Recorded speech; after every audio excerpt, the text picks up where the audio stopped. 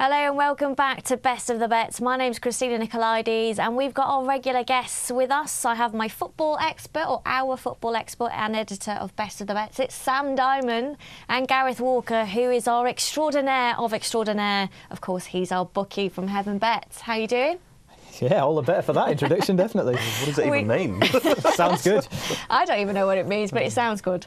And it puts a smile on both your faces. We're talking about the second round of games for the first leg of Champions League, last 16. But Gareth, you do have a Barca Beauty promotion. It's an offer extraordinaire, I'd say, yes. If you place an outright bet on the Champions League and Barcelona are the team that win in May, then all losing outright bets will be refunded. So you can back anyone else with confidence that you've got that insurance if Barcelona triumph in May, as they often do, that you'll get your stake refunded by Heaven Bet. OK, and the first game we're looking at Arsenal versus Bayern Munich. Arsenal are 3.6, Bayern Munich 2.2, and the draw is 3.4. Bayern Munich have been phenomenal this season. We've remarked on that several times. But funnily enough, it's kind of almost the reverse of the Borussia Dortmund situation, where their rivals are sort of fell away a bit in the league. They've really excelled in Europe. Bayern Munich have been just an absolute steamroller in the Bundesliga. Yeah. But in Champions League, you know, they failed to convince at times. You know, they came through a relatively weak-looking group, but there was some knocks along the way. So I think that can give Arsenal some hope in this tie. But when you look at just Bayern's recent form, it's astonishing. Yeah, absolutely. You've got some good players. I think what's been very impressive with Bayern this season is just their defence. It's been so strong. Yeah. Another clean sheet at Stuttgart recently, which took their total in away games to 8 for the season, plus the one they kept at Lille in the Champions League. So it's hard to see whether Arsenal, yeah, well, I mean, especially I like Theo Walcott and I like Olivier Giroud, but I think if Arsene Wenger is going to go with one of those up front, then it's going to be very tough for them to break Bayern down. I'll try and look at it encouragingly from Arsenal's point of view. I mean, the bet that Sam refers to is Arsenal to be the furthest progressing English team. So one part of the deal went perfect, that two of the English teams have gone, and you were seriously looking at the possibility of there being no English team in the quarterfinals this year, which would be incredible, really. But it's a very real possibility. Yeah. I mean, Arsenal will be encouraged to beat Milan 3-0 at home in the Champions League last season, albeit they were already 4-0 down from the first leg. But you know, that sort of night, that sort of spirit at the Emirates is really what will need to be recaptured if they're going to get through this, because you can't imagine they could go to Munich not already ahead in the tie and possibly come away with anything. Yeah. I mean, you know, going forward, they can be brilliant. They've demolished weak teams that allow them to play. You just can't really envisage Bayern Munich allowing them to do that. You can't call Bayern Munich a weak team. No, Bayern Munich, without doubt, have got the most formidable defence in Europe. So how do Arsenal get past that?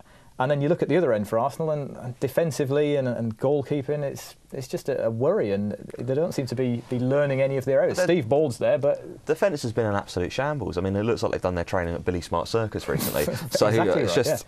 Yeah.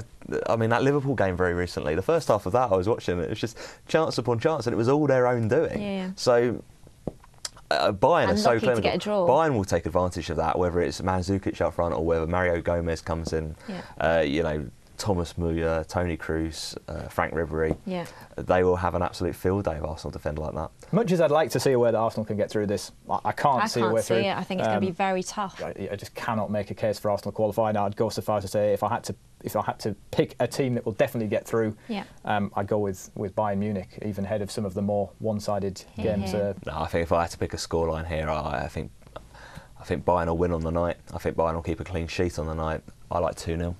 2-0, which is 9.5. I'll go for 2-1 to Munich, which is 8. We're going to move on to the next game. We're going to look at Porto versus Malaga.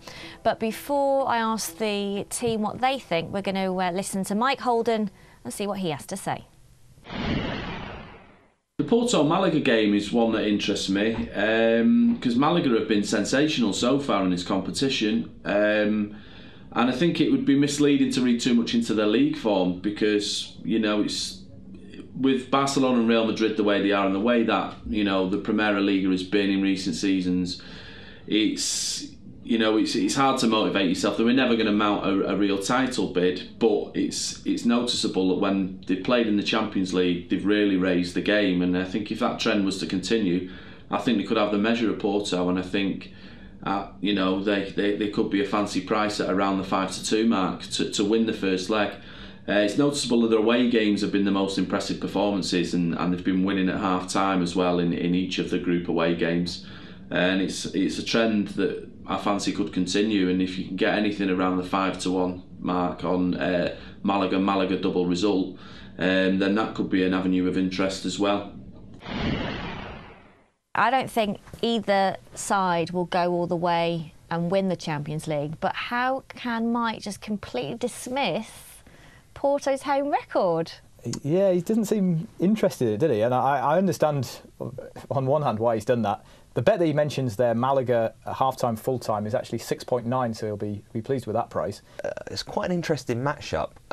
Porto's home form, as you rightly say, is brilliant. 9 wins out of 9. I think what's even more astonishing is the fact that they've only conceded 1 goal in that time. Yeah. But as Mike and Gareth rightly point out, you can't really look too much into the competition. It's difficult to know exactly what that means. Yeah, all season you look at the fixtures. They've played Benfica away, which was 2-2 in an incredible game, 4 goals in the first 20 minutes, and then nothing else. And they've had the home game against PSG, which they won.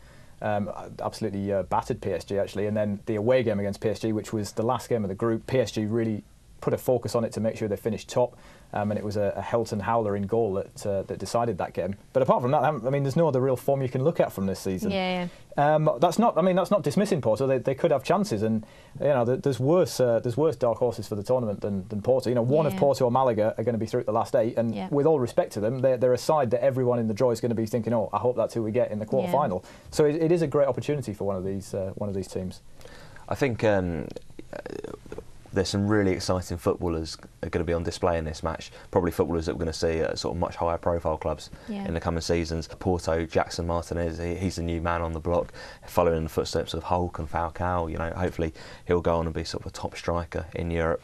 João Moutinho as well, a cracking player in midfield, as has Toulon for Malaga's been very key in defensive midfield this season. So some really good players. I think both teams are going to score here, despite Porto's propensity for a clean sheet at home. I think Malaga can go to Estadio de Dragao, score a goal, but I think Porto will just nick it on the night, and it'll be set up very nicely for the return leg. 2-1 for me, scoreline. 2-1, which is 8.1, or if you like the idea of just Porto to win by 1 goal, you're covering a few options there, 1-0, 2-1, 3-2, so on. That's 3.5, so that's a bet of interest. I like that. And as Sam mentioned there as well, the both teams to score, which is a possibility about the 1.8 mark. What's your prediction, Gareth? Well, Malaga, I'm going to be ruthless. They were very kind to me during the group stages. I like that 2-1 to Porto as well, 8.1, and I think it'll be Porto that prevail over the 2 legs as well. All agreed. Nice to see. Well, apart from Mike. AC Milan versus Barcelona. Now, AC Milan aren't quite the side that we have seen in they're not in the last 2 seasons. I mean, they're not the team we've seen for the last 20 seasons. Yeah. Milan are 7.2 to win this. Barcelona 1.5, and the draw's 4.4. I've not got the last time that Milan were this big to win to win a game, but I mean, I can't think of a game where they could have possibly been 7.2 at home to win in the last 20 years. 0-0 at home would be a decent result, and 0-0 is priced at as big as 13.4. I think that's a whopping price. Very interested in that. Barcelona are unusual. All of these games that we're talking about are the second in the group against the first in the group as the first leg. So generally it's considered an advantage to play the second leg at home. I think the one thing I'd say about Barcelona, I think it's an advantage to play the second leg at the Camp Nou, because I think if you're at home to Barcelona in the second leg, Barcelona will just score as many goals as they need. So you're not going to beat Barcelona on the away goals rule if you're at home in the second leg. If they play out a 0-0 draw at home, Milan, and they go to Barcelona, they can get a 1-1 or a 2-2, something like that. And that's the only real way you can see that they could possibly get through against Barcelona. Yeah. It worked. I mean, Chelsea were about to go through on the away goals rule last year, and then obviously nicked that memorable last-minute winner. But that's basically the model: to be solid, tight as you can at home. If you can get to the halfway mark of the tie, still goalless, and then take your chances away from home. Hope you get the big slices of luck that you need to beat Barcelona. So yeah, the bet for me, 0-0 at 13.4. I think it's a big if. Sam? Well, I think Milan have gone to Barcelona, and I think they've scored on the last couple of occasions they've gone there. So there'll be hope for them. But I just can't see it. I think Barcelona could rack up the goals here and probably again put this tie to bed. 2-0, 3-0, but more than that, again, I just like Barcelona on a 1-goal handicap. Yeah, we've discussed that before. Barcelona on the handicap, they have to win by 2 or more goals, but you get a much better price, and here they are 2.1. Let's not forget, Barcelona lost to Celtic. They can lose to anyone. Very true. So the next game we're looking at, Galatasaray versus Schalke. Schalke in the Bundesliga don't have the best away record. I think it's 1 win in 8 now in the Bundesliga for Schalke. Yeah. They've now lost Lewis Holtby, who's gone to Tottenham. He was some, much needed, force in their midfield. On reflection, this now looks a very tricky tie, and Galatasaray is still a very intimidating place to go and get a result. Yeah, definitely. Yeah, it is. I'm really got a fair bit of interest about lots of things that happen at Galatasaray. Obviously, the big money signings are very exciting times. This tax rate in Turkey is very, very tempting for all these big name players. But I mean, the fans, you just watch them, they go absolutely mental whenever anyone arrives. But they go in the stand hours and hours before the match comes off, and even when the teams are, whoever the opposition is, warming up, you can feel the oppression. I mean, Sir Alex Ferguson was just saying it is literally crazy. They're in there for hours before the match starts. It's crazy. And you feel it. It's intimidating. I mean, yeah, different actual stadium now, but I mean, who would ever forget that welcome to hell? And when Manchester United first went there, and everyone said, what is this? It was unbelievable. I thought that meant Middlesbrough, actually. The fact that they got so excited about Darius Vassell arriving, these are real passionate fans, and it's a tough place to go. Yep. Schalke are the favourites to get through from this tie, but I'm really, really keen to take them on. This first leg, the price is Galatasaray at 2.55, Schalke at 2.9, and the draw's 3.4. It's the bet of the round for me. Galatasaray at 2.55. As an absolute dark horse for this tournament, I think that Galatasaray can't be ruled out. They're the outsiders of the entire field. Yeah. But if you look at this, you think, well, basically, whoever gets through this tie is in the last 8, and then from there, anything could happen. You could have a Porto Galatasaray quarter-final. Fairly conceivably, that could happen, which would open things right through. So yeah, I'm really keen on Galatasaray. I think they're a great bet to win the match. I think they're a great bet to qualify. I think they're a great bet outright. The whole works. Sam? Gareth says it's his best bet of the round, and to be honest, I couldn't disagree. The 2.55 looks huge on reflection. It's a very, very hard tie for Schalke, and I'm going to go with Galatasaray as well. Home win. Well, we know miracles can happen because Chelsea won last year, so exactly. Anything can happen. It's Champions League, and it's one of the beauties of Champions League. Yeah, I mean, obviously it's a remote possibility, which is why there's such a big price. But yeah, I've backed them. I like the German sides this year. The Bundesliga is looking very strong, and with Bayern Munich, there's unfinished business. Because obviously we've mentioned Chelsea winning, probably the most undeserving result in the history of football. And they've strengthened their team even more. They've strengthened the team throughout, from Dante at the back, Javi Martinez in midfield, and Mandzukic up front. So they've strengthened all areas of their team, fully equipped, and they proved that they're capable of beating the best last season. They're not going to have a competitive title race to hold them back. Well, my money is on Munich, and it's on Galatasaray. I'd say main bet Bayern Munich, and then have a small interest wager on Galatasaray that could give you a real good run for your money and a bit of excitement at a huge price. And Sam, you agree? Yeah, if Gareth lends me a fiver, I might put it on Galatasaray as well. I'll never get that back. Remember, for you to place your bets, head to the website, and you've got more tips on there too. Head to www.heavenbet.com. You'll find us now on Twitter at Best of the Bets. Do tweet us. And to watch any of this show back, it's www.theplayerchannel.com/sport. We'll see you same time, same place next week.